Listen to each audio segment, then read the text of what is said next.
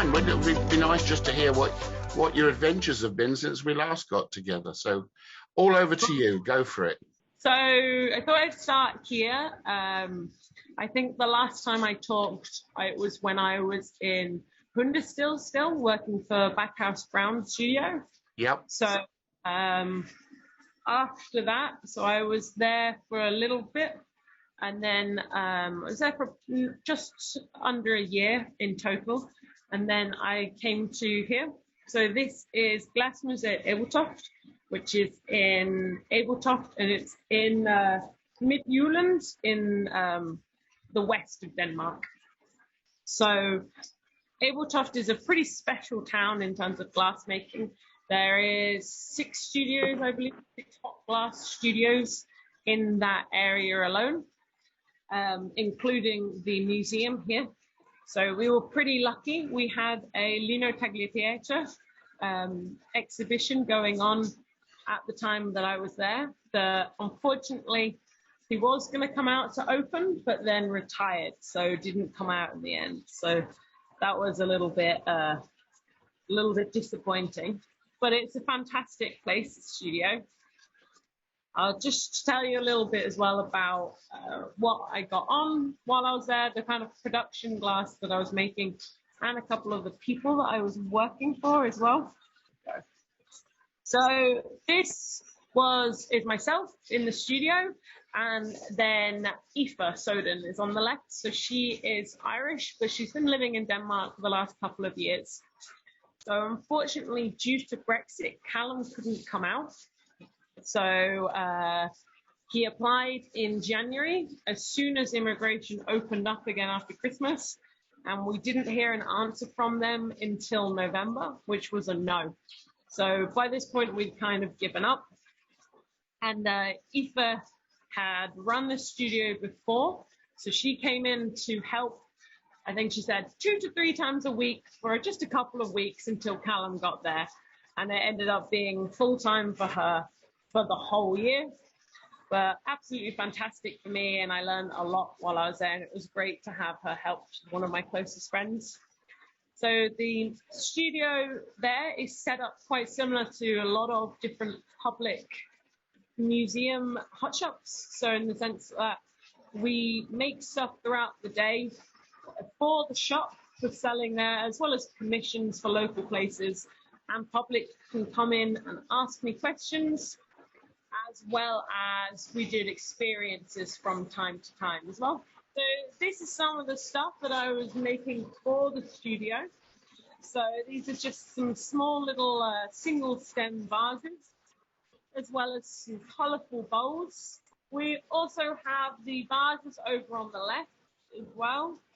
And the Ebeltoft, Able in Danish actually means apple. So it used to be lots of apple orchards in the area. So that's where it gets its name from.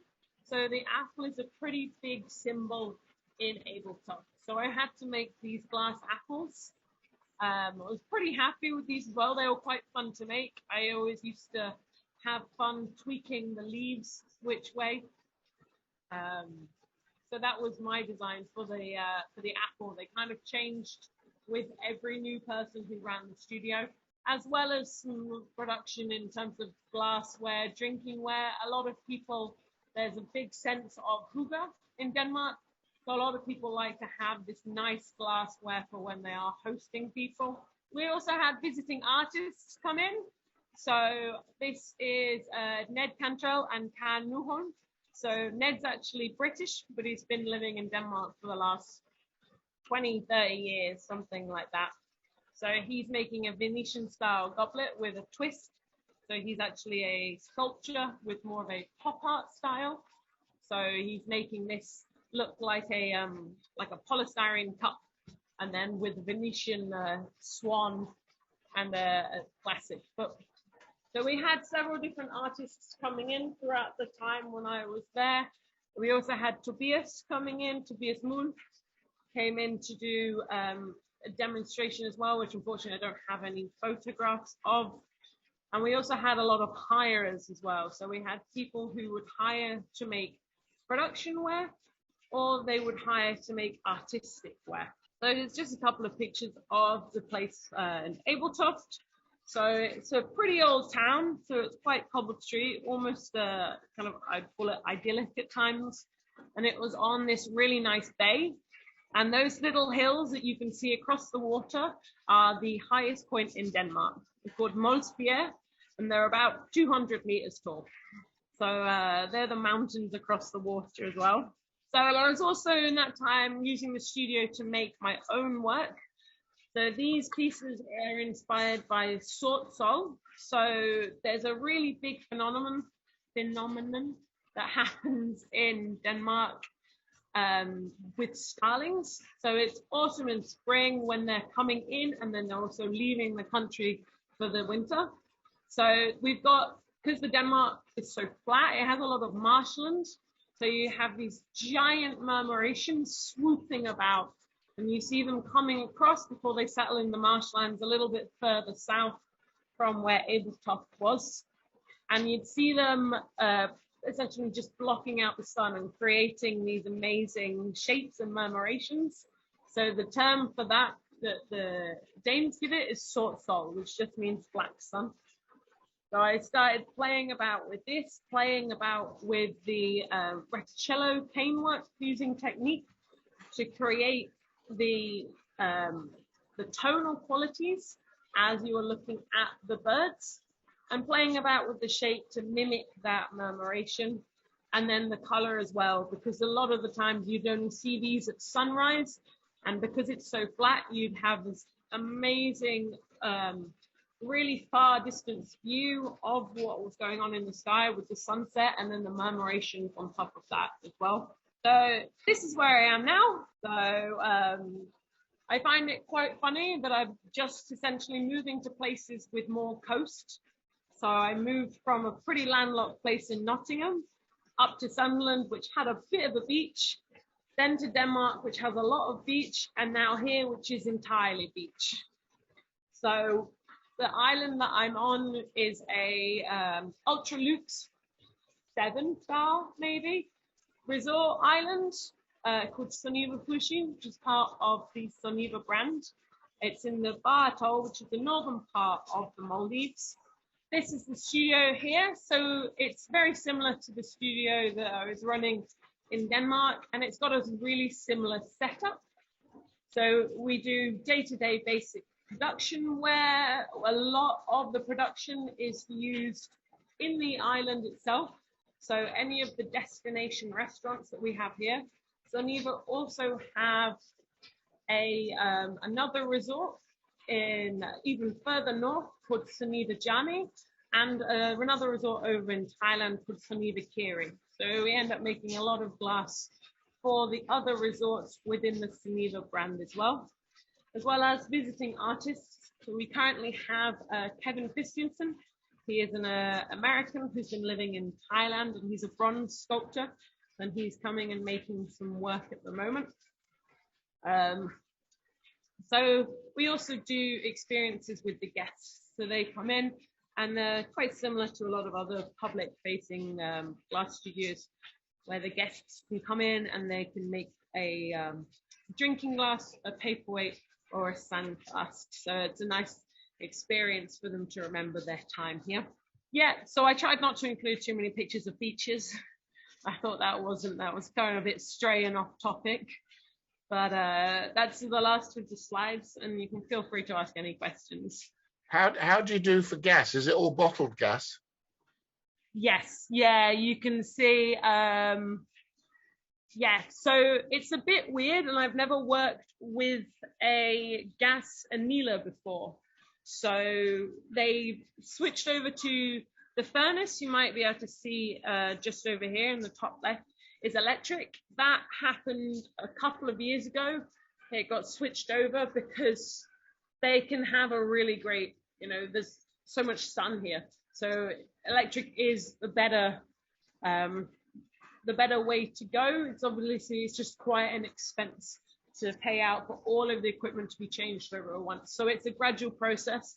We're currently in the process of retrofitting one of the gas annealers to make it electric. So that's what we'll slowly be doing across the next couple of years, we're trying to change everything over to electric, other than our reheating chambers.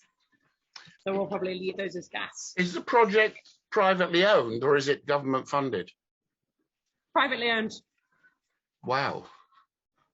Emma, can I ask, do I understand that this is all recycled product, or, Yeah. or what it is? Oh, that's interesting. Yeah, so bear with me. I'll just go and grab something. I should have been prepared beforehand with my Blue Peter moments.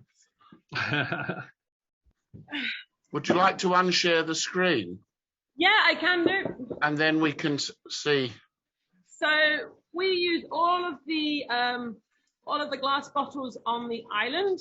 So ones that are used in either privately, as in we can buy this. This would have been a source bottle that the chefs will have used, or the bottles of beer and the bottles of wine.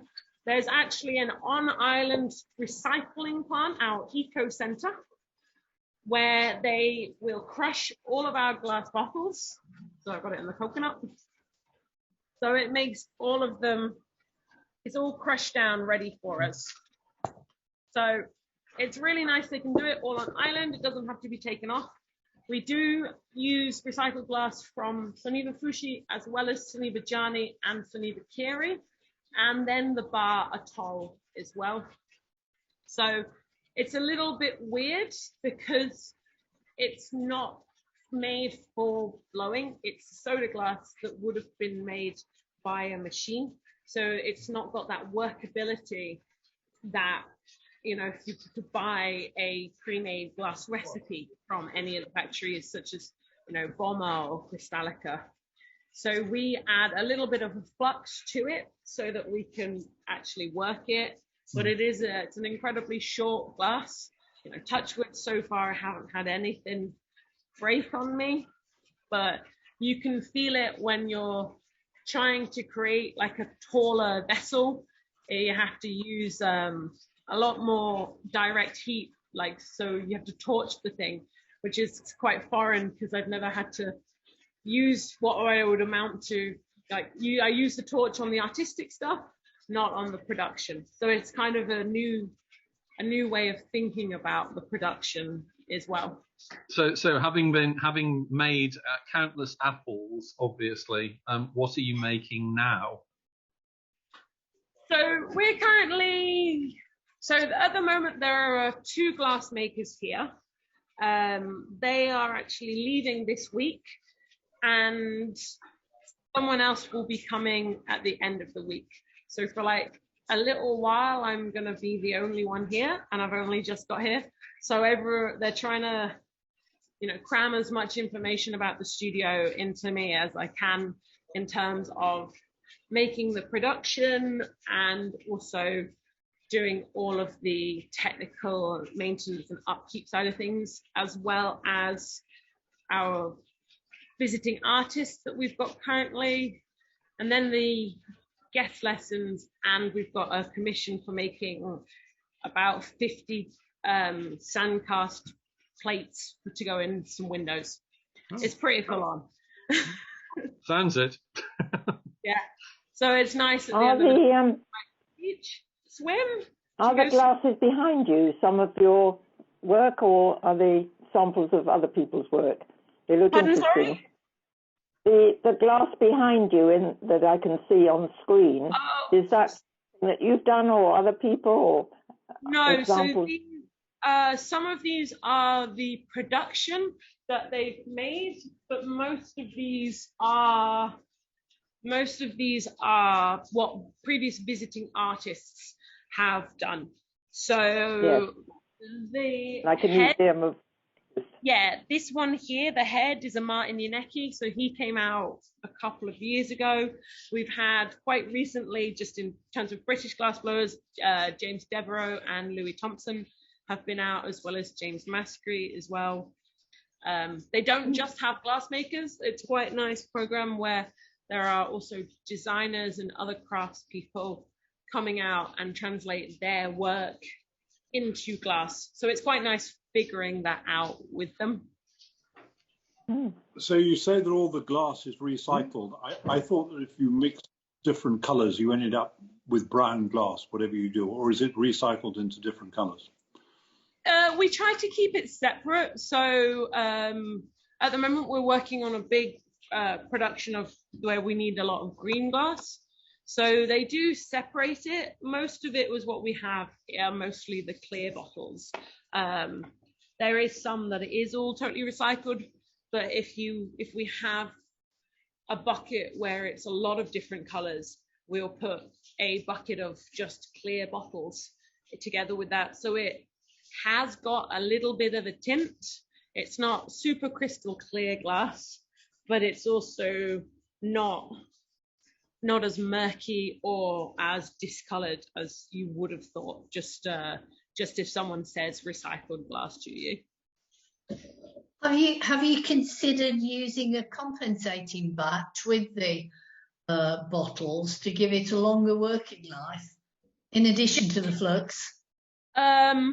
No, because the 100% the main push here is to make it as sustainable as possible. Yeah. So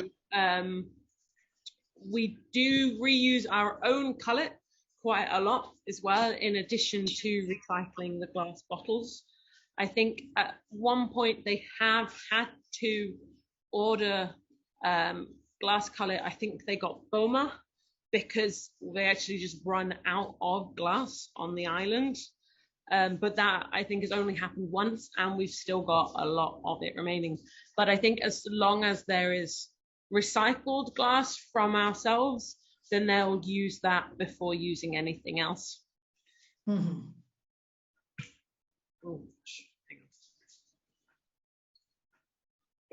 So the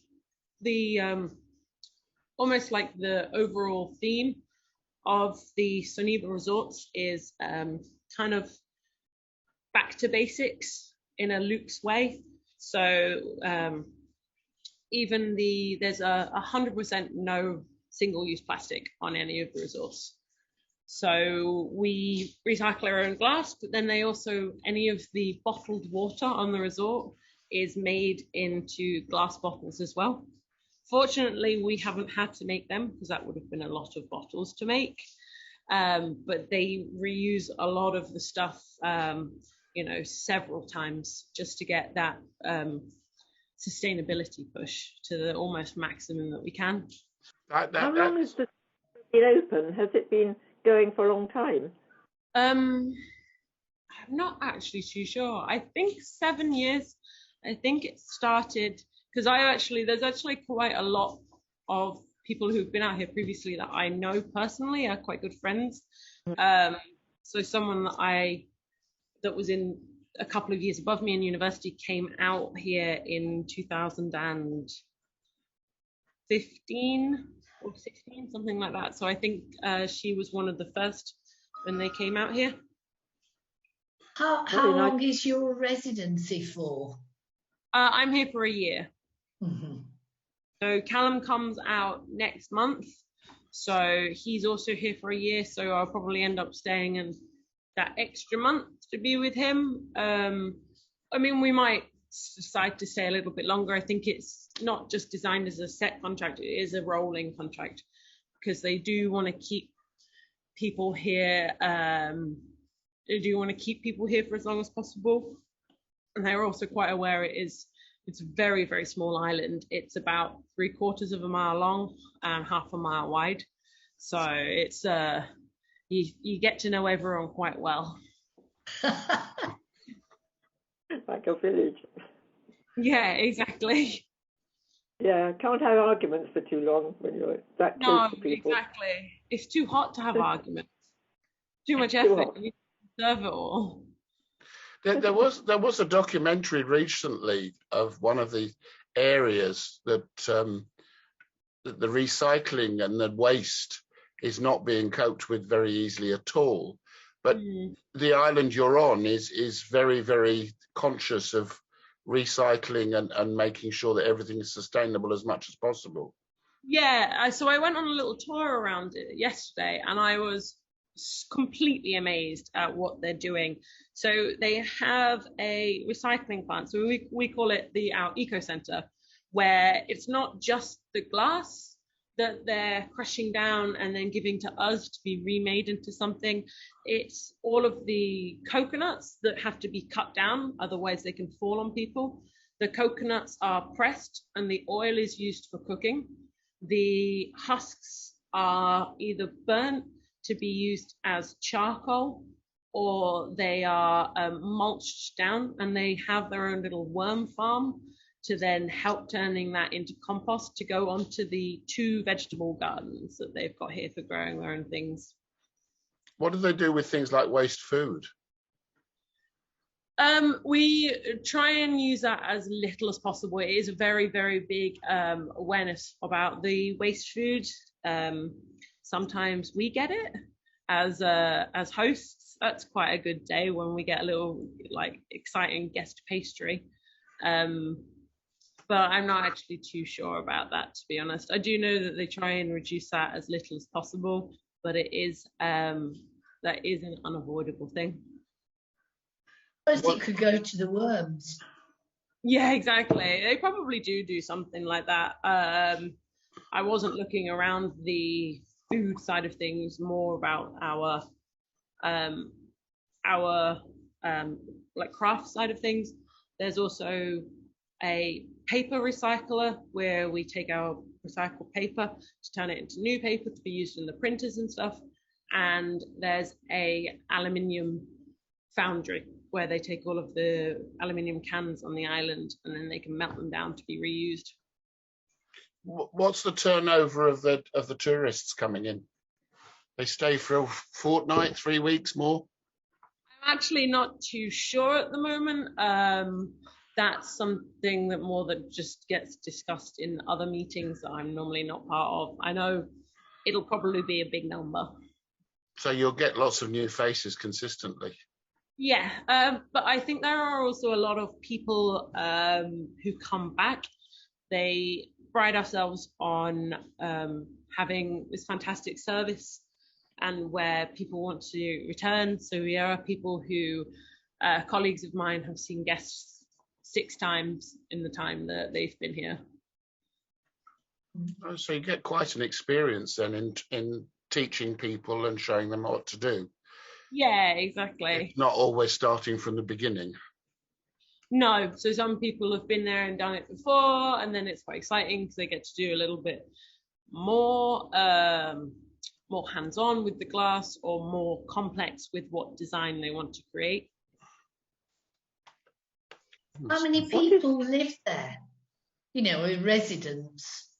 There are there's about 360, 370 hosts, which are the employees.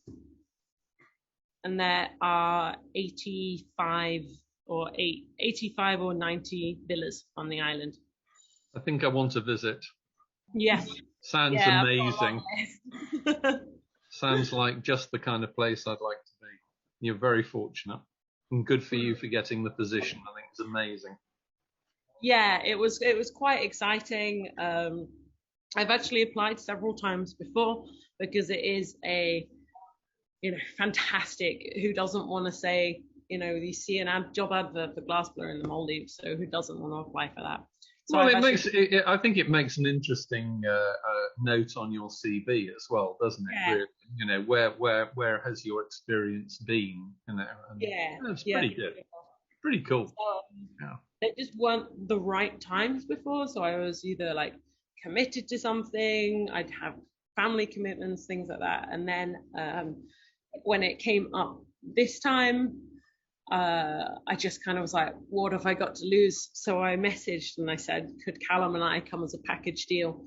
And they were like, actually, that's quite beneficial because the turnover on the island of the hosts with people going away on leave or new hosts coming in is quite high. So it's actually beneficial to know someone. And also then they don't have to find 2 rooms. They can just put us into 1 room. Well, so, this is a huge advantage, but also the fact that he's quite good at making glass as well is quite handy too, isn't it? Really? Yeah, exactly. Yeah. So it was really nice. It just worked out. I initially I'd say that I could I could leave within a week because that was the notice period of my work where I was working. And then they were like, oh, we'll give you a month. And I was like, oh, I'm really glad they did that. I wouldn't have done it in a week. I now understand why you were giving up your room that you booked to go to the Biennale. Yeah, I know. I'm actually was really, really upset about that. I was upset about the holiday that I've missed. Callum and I had booked a holiday to go to Marrakesh. So I had to miss that because I flew out here on the 20th. And I've had to give up the room in the for the Biennale as well. And I was super sad about that because I haven't seen everyone in very long because I've been, in Denmark, and it'd be really, really nice to see everyone again. And the Biennale is always a really good party. So tell me about your submission for the Biennale. So I did show them. It was the 3 colored pieces, the Sol. So those were the ones that I made while I was out in Abeltoft, being inspired by the birds, by the murmuration scenery that you could see literally outside the glass when I was making them. And where are they now? Are they in Stourbridge? Not yet. They're waiting on my dad to take them. Good old dad. Yeah, I know. Everything had to go into storage. So I had to label everything with precise instructions for my mom if she needed to do anything with my storage. I had to drop some things off at London because I got into the London glassblowing CGS 25 exhibition with the black and white and black, white and grey pieces of that sort of murmuration. So I had to rush down to there to get that to send to London and get that finished, and rush back up to get everything finished because I'd kind of settled when I'd come back from Denmark. So I'd kind of settled out at home with mum and got my creature comforts around me, and we'd got loads of plans for the summer. So we kind of were trying to get the next 3 months into 3 weeks. So I've tried to leave everything as tidy as possible, and she's got more houseplants and more fish to look after now. Houseplants and fish, good grief. Yeah. Amazing. Well, of course, we have our normal awards at the Biennale, so this is going to be very difficult. I don't know what we do with you two as as you're already past winners. We will have to discuss that when we get there. Yeah, get the dress out for a twirl again. Well, as you've got the 1, 2, 3, actually, curiously, 4 of the 5 judges on this call, it's a bit of a worry, really, isn't it? But hey, there we are. Now all I've got to do. We're not biased, of course. No bias, so it better be good, Emma. It better be good. No, yeah, I was super excited about the pieces when I was making them. I did a very classic Emma thing of just making them way too complicated. It's just, I've always been in a very, very fortunate position where I've had access to the studio at a very minimal cost. So I've been able to do really crazy, very process and technique heavy things at university, or where I was previously working because the bosses were fantastic and lovely, or at the Glass Museum because I had access to the fusing kiln. So it was probably like 40 hours of work going into them, and I'm like, gonna have to make some way to get these a little easier, because it was pull the cane, fuse it, cut it up into squares, round it, pick it up again, blow it, and then cold work the piece. So it's just like, I'm just going to have to streamline this a little bit. So it's going to retail at sort of £12,500 then, is it? If you actually put your real time into it. Yeah. Luckily at the end it worked out. We worked out a good deal for the studio for there. You're very fortunate. I was helping Aoife quite a lot with her work. She does a lot for the Glass Society of Ireland, so I was helping her with her artwork for that, is for various exhibitions that she was in, and then she helped me as well. So we did a good exchange of time. while we were working together. I can't imagine why you've decided to go to the Maldives, though. I know. Yeah, that's what I was previously working at Screwfix, and when I handed my notice in, it was like, I don't know why you'd want to do that instead. I'm like, yeah, I can't imagine why either. Good for you. I think it's a great inspiration for many, many young glassmakers, quite frankly. It really is. And Yeah.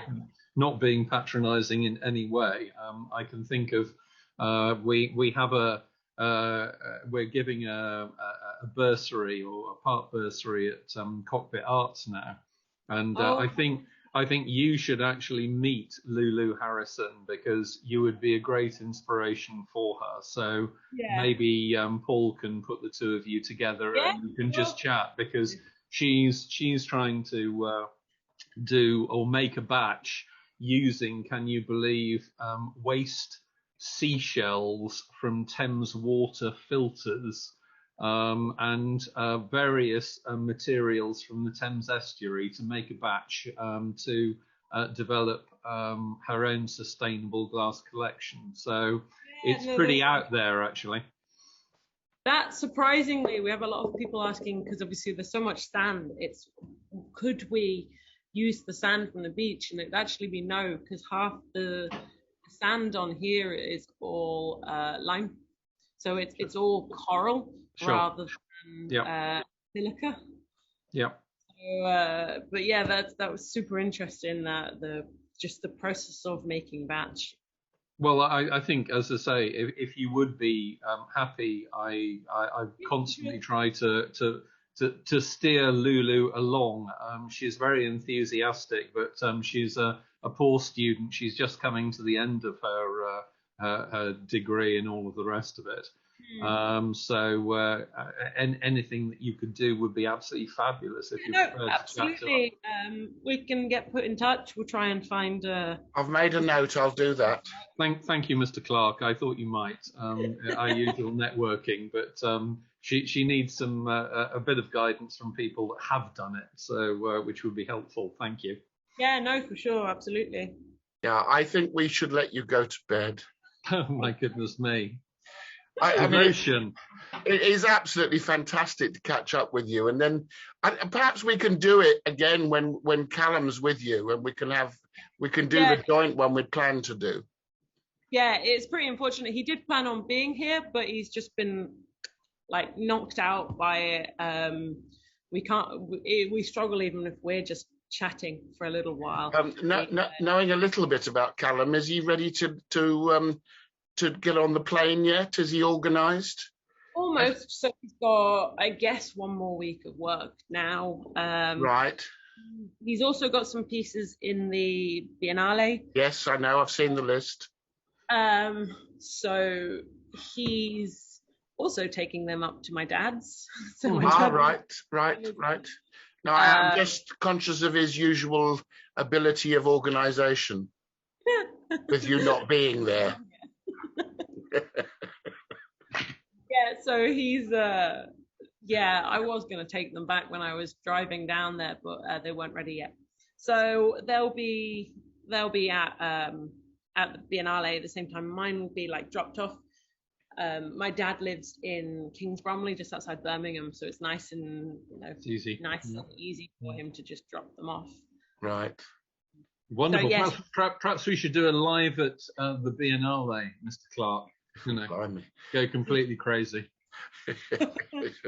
Well, I'll hold that thought at the moment. Yeah, I think you might.